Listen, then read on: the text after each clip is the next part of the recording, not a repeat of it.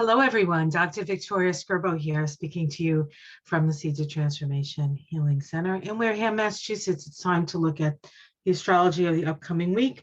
What I'm going to try to do is I'm going to try to get through the whole rest of the month.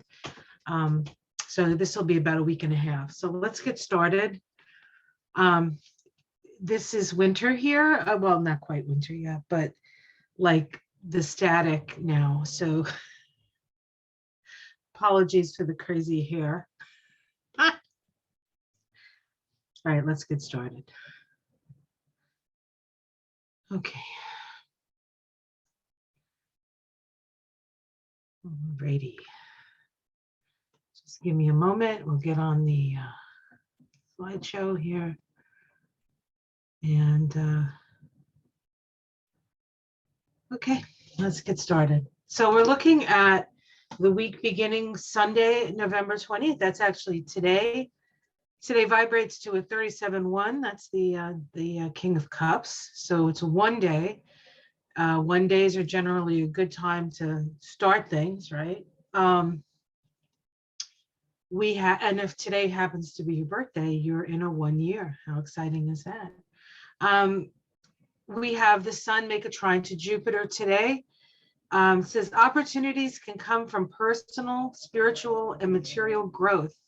Financial gains can increase your overall net worth, satisfaction, and contentment. Personal and spiritual growth can come through studies, travel, and anything to broaden your outlook on life. That is the energy of Jupiter. Jupiter in Pisces, the sun in Scorpio. That's a lot of water in this chart. And so one of the themes that is happening right now is a lot of emotions, a lot of feelings, also a lot of water. So I wouldn't be surprised if we hear something about water, actually. Tomorrow, Monday, the 21st, is a 3811 vibration. We have Mercury conjunct Venus at 8 degrees of Sagittarius. Last week, I called the week of healing. This week is a way forward, the path ahead. We're going to get a view, albeit maybe from a high perspective, right? Sort of like you go to the top of the mountain and you look at what's in front of you, and then you have to go down into the valley to do the work. But we're going to get the perspective, I think, this week, and that's sort of where I think this week is going to take us. So Mercury is the mind, Venus is the heart. So this is an opportunity for the mind and the heart to be on the same page. They've been sort of moving together through the zodiac. Anyway, they were together at the full moon eclipse right there with the sun next to the south node, and they have been progressively moving through the chart. Each one of those planets, the sun, Venus, and Mercury, have made their aspects to Jupiter, have made their aspects to Neptune, have made their aspects to Saturn, sort of 1, 2, 3, 1, 2, 3, sort of in a little bit of a lockstep. And then today on the 21st, we get that conjunction with those two. And we'll look at that chart and we'll look at the symbols associated with that. On Tuesday, November 22nd, we have the sun ingress into Sag. So the sun is in Sag. I have my Sag poster up here, my painting up here for that.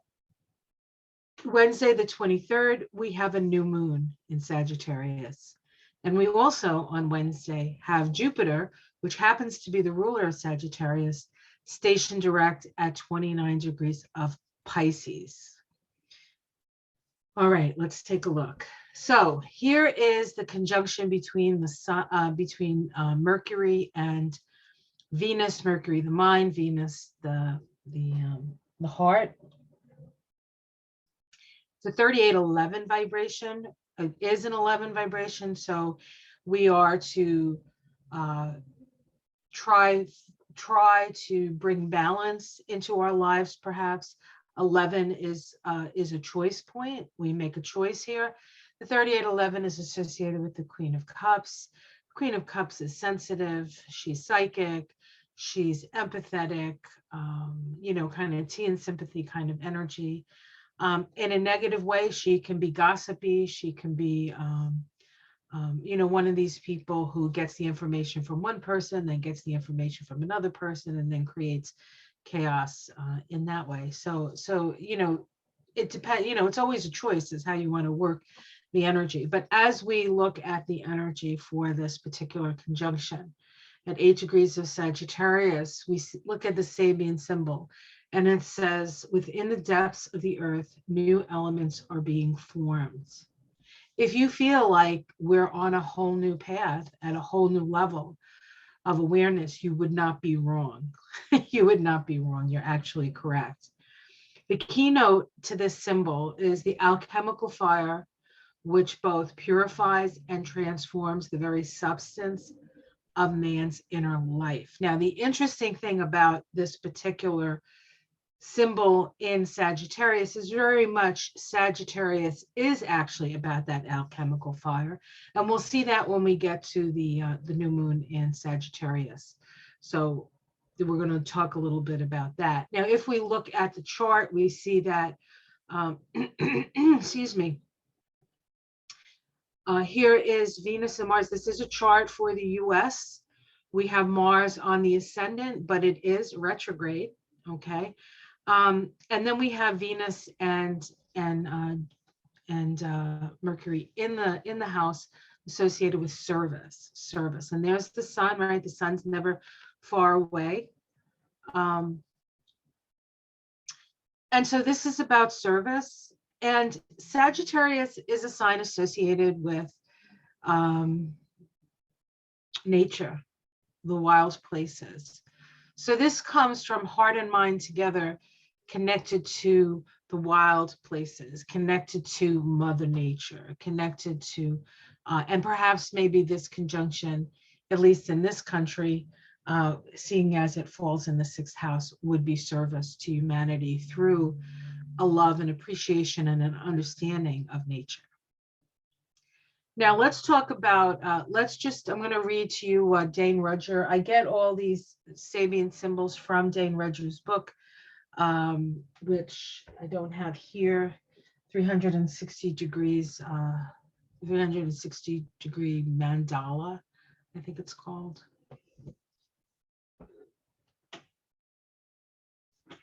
Hold on one second, I'll get it for you.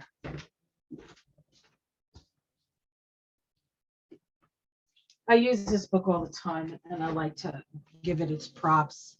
An astrological mandala, the cycle of transformation and its 360 degree symbolic phases. Very well loved book. You can buy this, but it is out of print, so it's very expensive if you get it. But you can go on mindfire.ca and get there's a copy online that you can read. Okay, so forces at work in the deepest layers of the psyche, which in their own way respond to the outer stimulation produced by strong involvement in group ambitions and emotions. That sounds like the last, at least 5 years. And even more by the powerful tensions and releases of love. An alchemical process goes on, usually unnoticed by the conscious ego, until it becomes obvious that a kind of mutation has taken place. A new level of awareness and of responses to life has been reached. How exciting is that? How freaking exciting is that? Now let's take a look at the new moon, which occurs on the 23rd. This new moon, of course, is in Sagittarius. The vibration of that day is a 40/4. The 40/4 is the Page of Cups in the tarot. Incidentally, the 40/4 is the path of life for Donald Trump, just as somebody who has this vibration. So the new moon is at 2 degrees of Sagittarius. White-capped waves display the power of the sea. White-capped waves display the power of wind over sea. Wind over sea. The mobilization of unconscious energies under the pressure of supra-personal motives. Supra-personal, that means beyond the personal. That means that spirit has a say in this, right? Wind and sea are in constant interplay, and the results of that interplay are inspiring and beautiful. In symbolism, the wind, pneuma, is the early Greek word for spirit, is associated with spiritual dynamism, spiritual movement, dynamic movement. The string of deep energies this dynamism produces obeys cosmic or superpersonal rhythms, the power of which is irresistible. One of my favorite sayings, I'm sure I didn't come up with it, but I've said it very often, and I'll claim it if nobody else does. What is that? Fate for those, oh God, now I'm not going to remember what it is I would say. Pretty much the idea is that fate happens and you either go with it or you get dragged by it or something like that. I'm saying it wrong, so I'm not going to claim it right now until I remember how I always say it. But one of the things I always say, and I will claim this, is that evolution is not for sissies. It's really very challenging.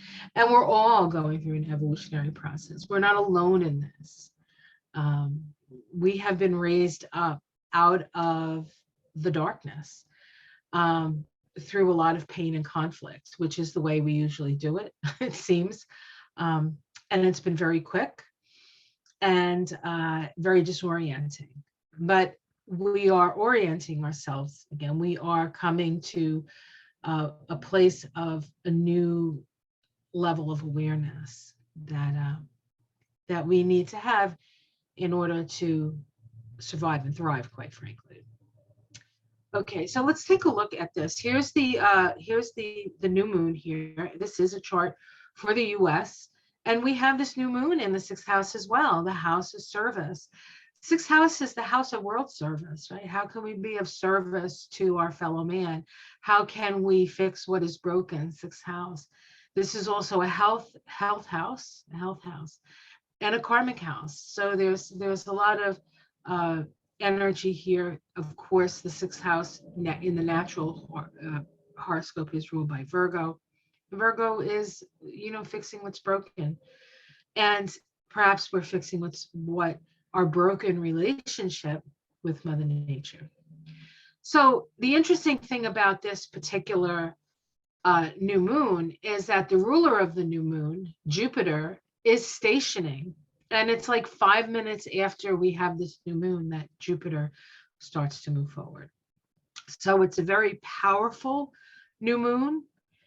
Jupiter is next to the sun, is the largest planet in the solar system, right? The sun, of course, is the biggest because it's the star in the center, but Jupiter is the largest planet. I think Jupiter, when you add Jupiter and the sun together, it's like 99 or 98% of the mass of our solar system. So we're talking about two big, and in fact, Jupiter is some people believe is actually I think a brown dwarf star. It's actually a star in its own right, which Sagittarius would all agree with you. Wouldn't they, though? The other interesting thing about it is that they're in a trine to each other, right? We just had the Jupiter Sun trine at the beginning of the week, and now in the middle of the week, it's still within that orb. And so this is a lot of flow with Jupiter. They are now moving forward. Jupiter in Pisces rules the oceans. So we'll see what that actually means for us. But if we look at the Sabian symbol for Jupiter, it's light breaking into many colors through a prism, the analytical power of the mind necessary for the formulation of life processes and their many aspects. We're going to talk about that symbol more specifically. What in another slide.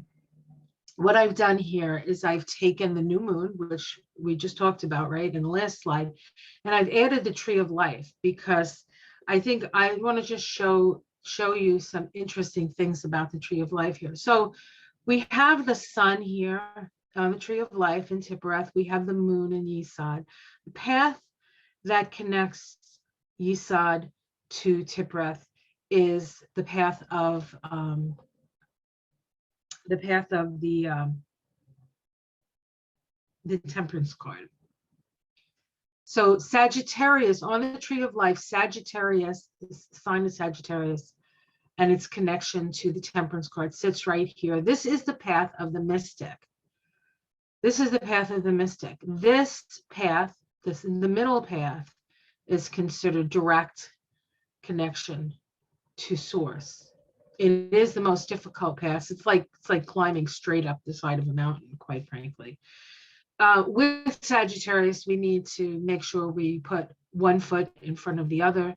We can't get caught up in extremes. We have to temper our reactions, our responses, and the like. And so it takes focus, it takes faith, and it takes a direction. And of course, Sagittarius, the symbol of Sagittarius is the arrow, right? So where are you pointing your arrow?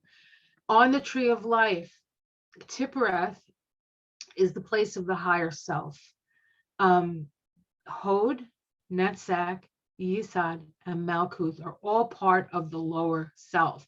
This is the part of the tree of life that comes into formation when we incarnate. When we disincarnate and we leave the planet, that gets reabsorbed up into the higher tree.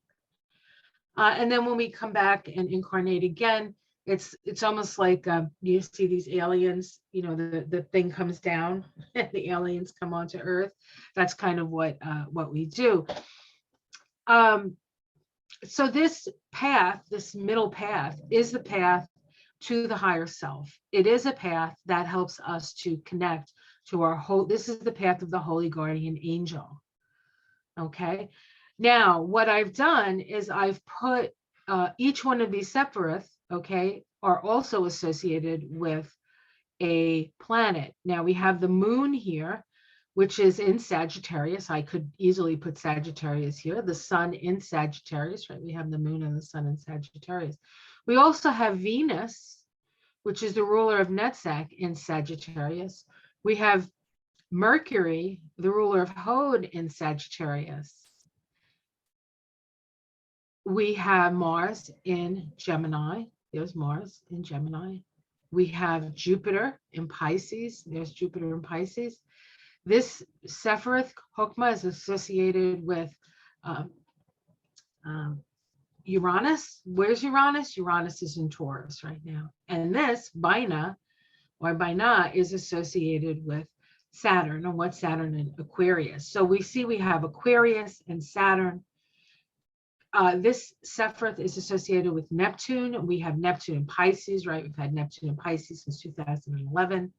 So we can see here, this would be Sag, this would be Sag. So that's 1, 2, 3, 4 Sag placements, and we can see that right here, the 4 Sag placements. We have 2 places where Neptune sits, okay? We have these 2 Saturn in Aquarius, Uranus in Taurus. These 2 have been in a square to each other for 2 years now. It's finally sort of easing off now after that eclipse. And if we look at Malkuth, Malkuth is the earth in Kabbalah. And the earth is always opposite the sun. So if you're looking at the sun and the sun is in Sagittarius, you're standing on the earth in Gemini. And so Gemini is duality. And so we can see here, like it's almost like this is a doorway, right, to another level of experience. This path that we have with Sagittarius is called the path of intelligence of trial or temptation. So you will be tempted through this period, and you will be tested through this period. It's going to be very important that we can keep our high-minded ideals while practically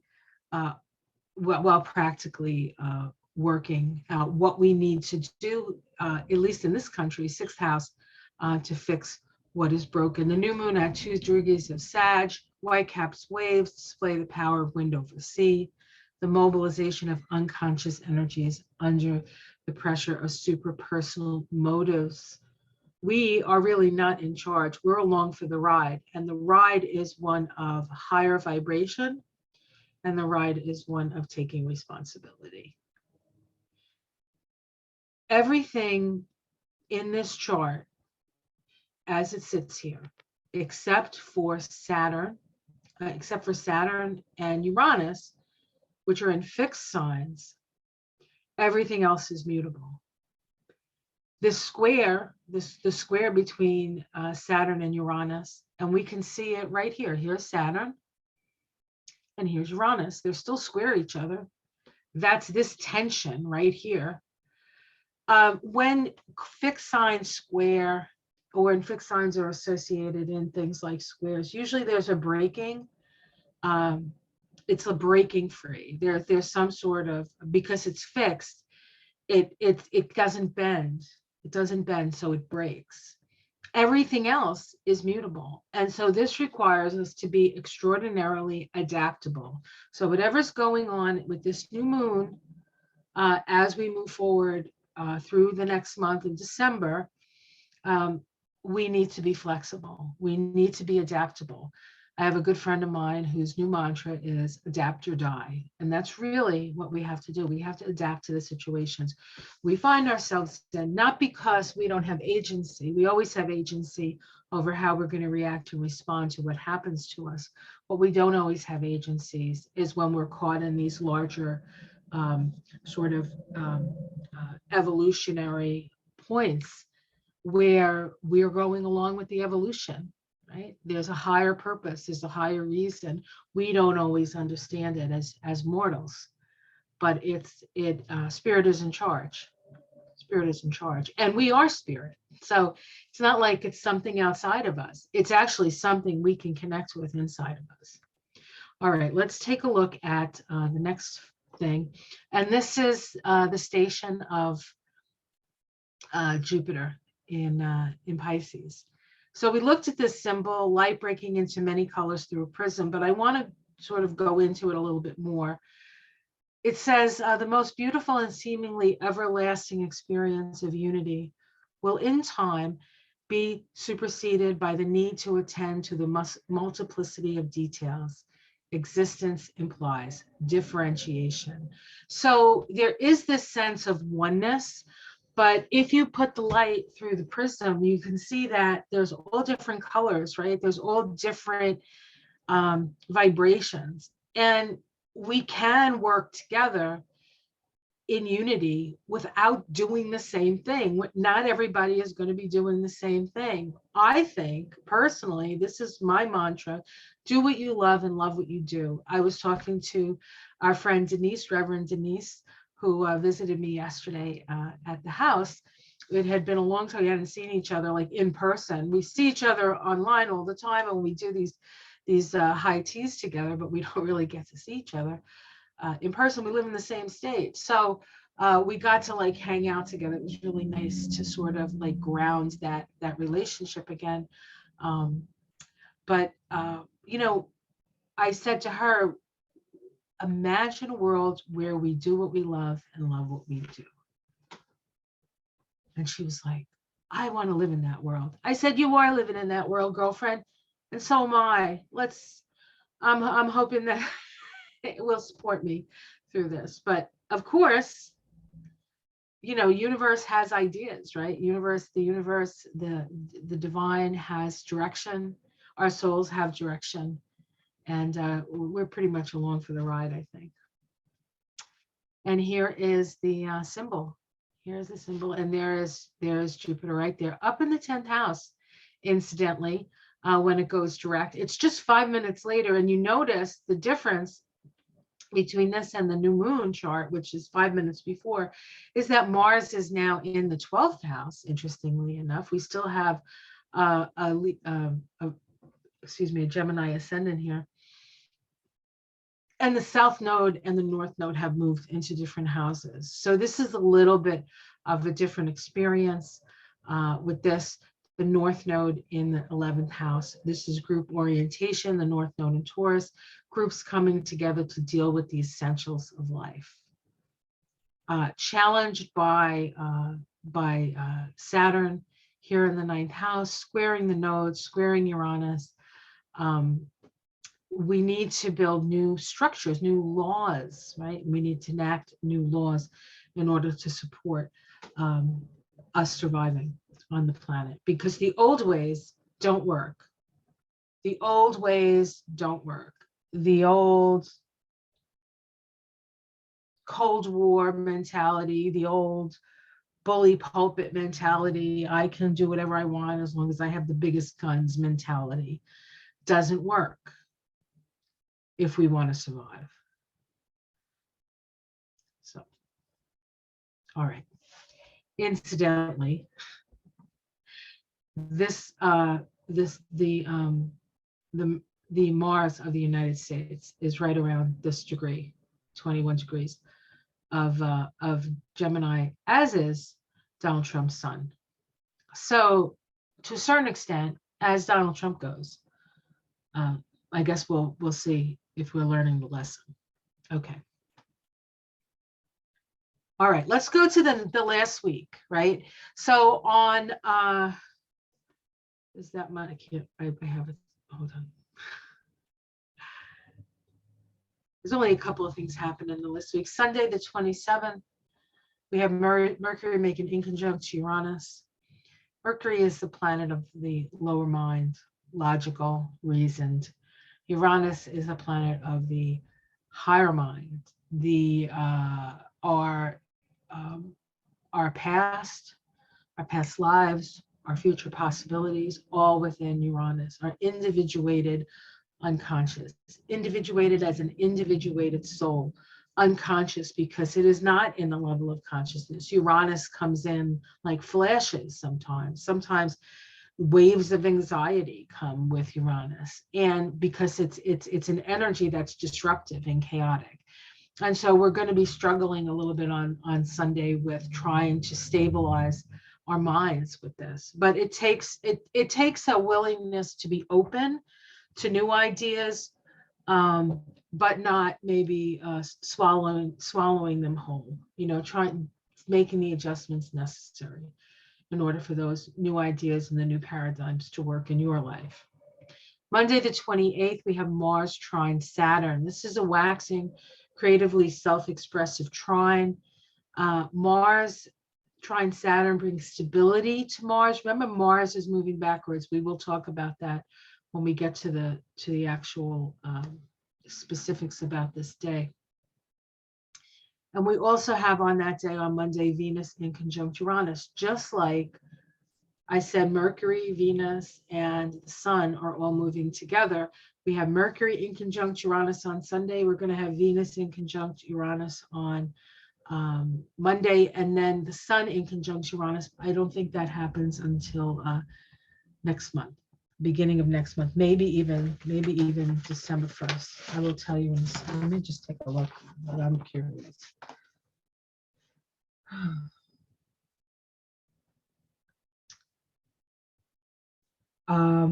Actually, it happens in December on the 7th on the full moon. Because why not?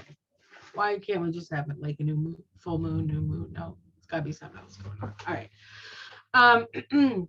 Tuesday, November 29th, we have Mercury making an opposition to Mars and Mercury making a sextile to Saturn.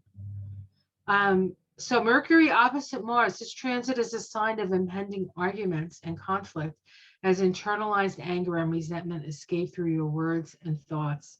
Remember, Mars is retrograde. And so Mars is feeling a little bit put upon, perhaps. You can't, trying to get your footing and move forward is nearly impossible. It seems like you have to redo everything 1, 2, 3, 4 times maybe. Remember, Mars is in a dual sign, so you always have to multiply everything by 2. So if you've had to do something normally, you do something and maybe you have to do it twice to get it right. Now you got to do it 4 times. Like that's the energy, but it's okay because we have the time. We do have the time to do that. We have gotten over an energetic hump to a certain extent, and now we need to work it. The interesting thing, I just want to bring this up. I watch the news and they're like, oh, the House is now in the Republican hands, and it's nothing's going to happen, and they're going to go after Hunter Biden, and they have all these plans. Like they have all these plans that they're going to do. This is what they're going to do. Well, let me tell you, that's what they think they're going to do.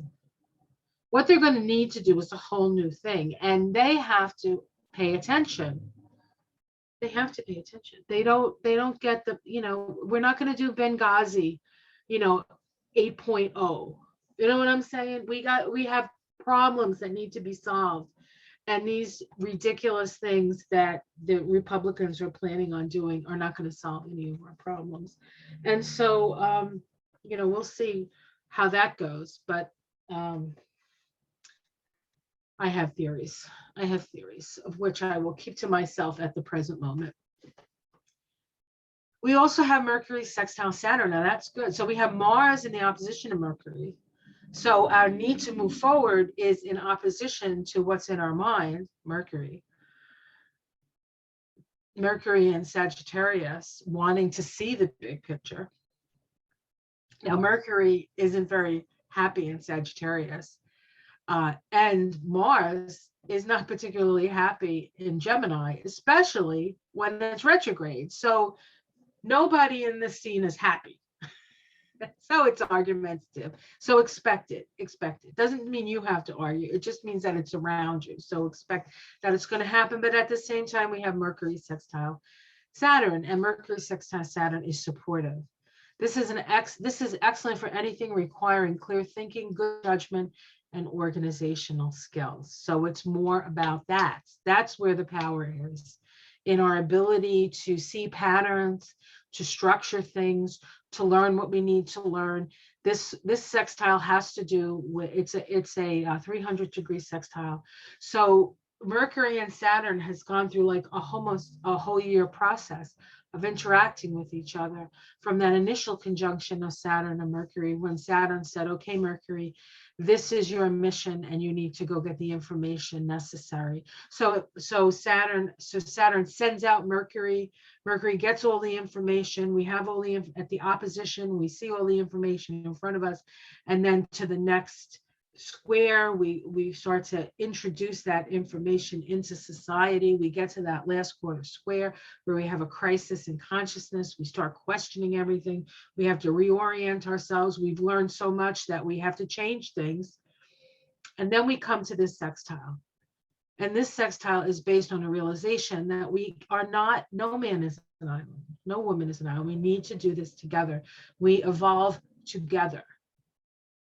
And so this is an opportunity to get some really good stuff taken care of and done.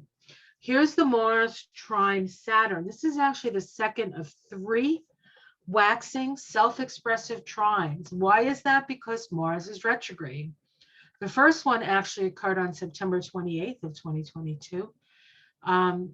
That was at 20 degrees of Gemini Aquarius, Mars in Gemini, Saturn in Aquarius.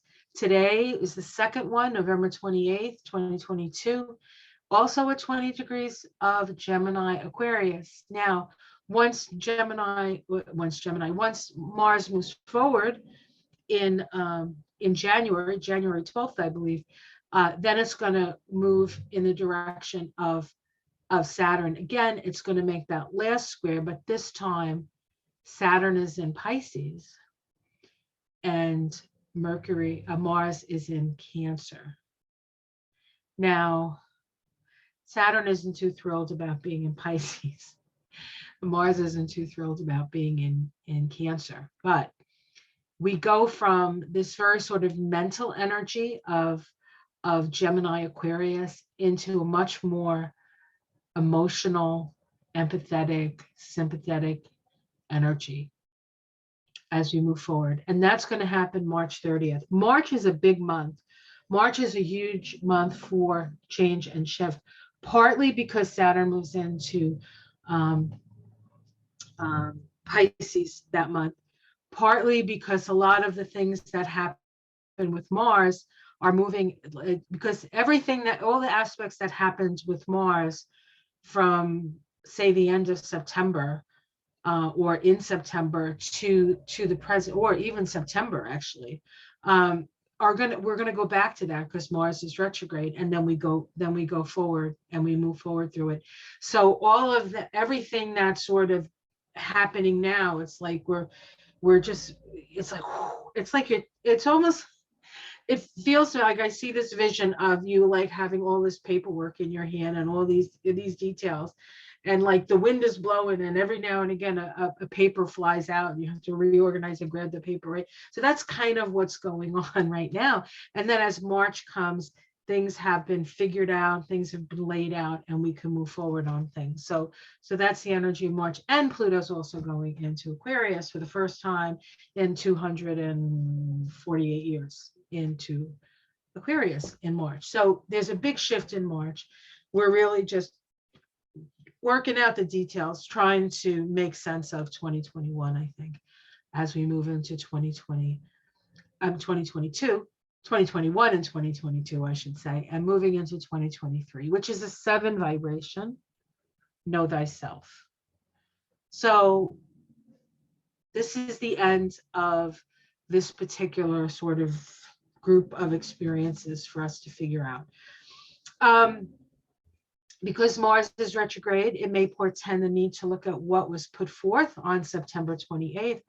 Things may need to be reorganized, or a new message may need to be drafted with similar import, just different words. Now, I want to just, I did actually look if I could here. So let me see if I can do this. I need to actually get out of here because I want to, you can still see this. So this isn't going to change for you, but I want to read something to you.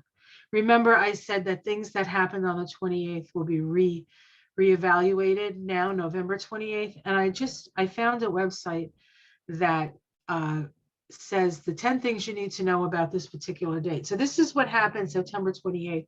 For those of you who can't remember, Hurricane Ian strengthens into a Category 4 storm. Of course, those people down in Florida remember this, right?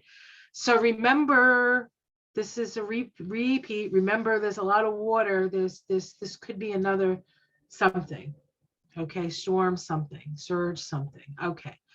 What else happened on the 28th?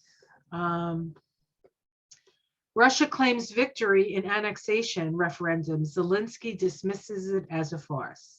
Obviously, that didn't work for Russia. They have to rethink that. We'll see. Senate advances a bill to avert shutdown without Manchin's energy permitting measure.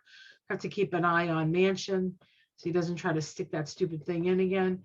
The S&P falls into a bear market territory. S&P 500 falls into bear market territory.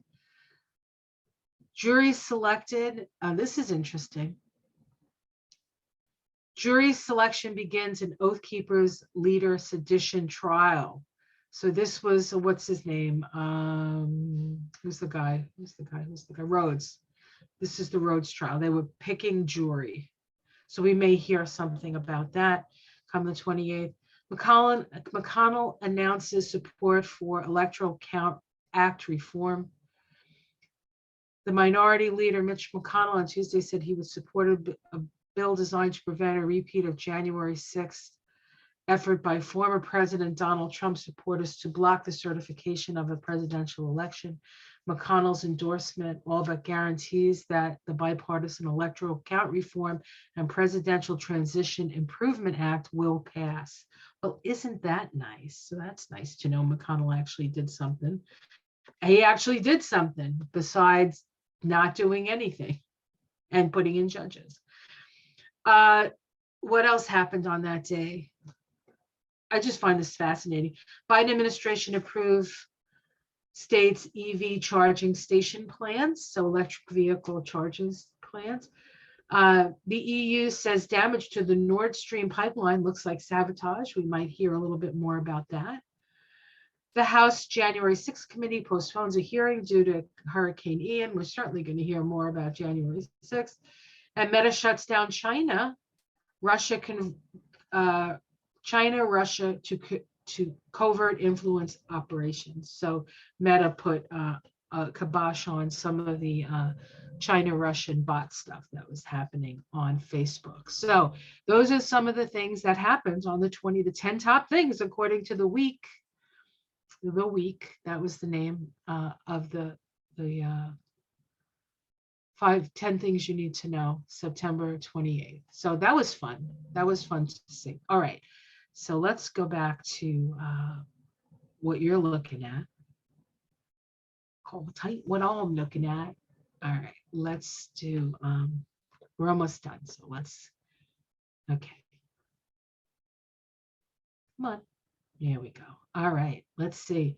Mercury opposite Mars. Here we go. Here's Mercury. Here's Mars. Now, Venus is there. Venus makes an opposition to Mars 28 minutes into December. And for some people, this is going to happen the last day of November. So this could be included with Venus making an opposition to Mars. But in this, we have Mars making the opposition to Mercury. So this is the stress, right? This is the Mars in the second house, Mercury in the 8th house here of the United States. This is our personal resources. This is our shared resources. So there may be arguments about things like Social Security and taxes and all of that stuff we might see. And then we also see Mars sextile. Here's Mars sextiling. Sextile, where are you? Sextile. No, not Mars. I'm sorry. Why I can't see it? No, it's Saturn sextile Mercury. Here we go. Saturn in that 6th house again of service. Mercury in the 4th house. This could be understanding what needs to happen around the issues of homeland, stuff like that. Maybe some sort of there may be something in the works that's going to help homeowners just in general. That's probably been passed, but maybe it'll come into some sort of actual help for people. All right, so that's what's going on. That's the story, Morning Glories. All right, so an interesting week and a half ahead. It's about the future. We have to clean up still from the past, but it's definitely, we're moving in the right direction. It's definitely about forward motion. We are on our way, guys. We are in a whole new level. The old ways do not work anymore. So if you apply something, and not all the old stuff doesn't work, just some of it. And the way you figure it out is through application. So you have a situation, you see it, you say, I used to do this and this worked, do it. If it doesn't work, you have to figure out something else because we're on a different level now. So I hope that's helpful for you. Keep your eyes peeled. I'm going to be doing the Taroscope soon, so you can watch for that. Thank you very much for all your support. Thank you to everybody who watches this, gives me a thumbs up. Those beautiful folk who support me on Patreon, thank you. And donations, thank you. It's all very well appreciated. I want to be able to share what I know and what I see in hopes that it can give a little bit more light into certain situations and make it a little easier for all of us. So hopefully I'm doing that for you and not just confusing the crap out of you. All right, guys, have yourself a wonderful, wonderful day. Have a wonderful rest of the month. Have a great Thanksgiving for those of you in America who have yet to celebrate Thanksgiving. And keep the light on, guys. Keep your light shining. There will be challenges ahead. There will be dark days, but the light within cannot be extinguished unless you let it. Take care, everyone. Namaste.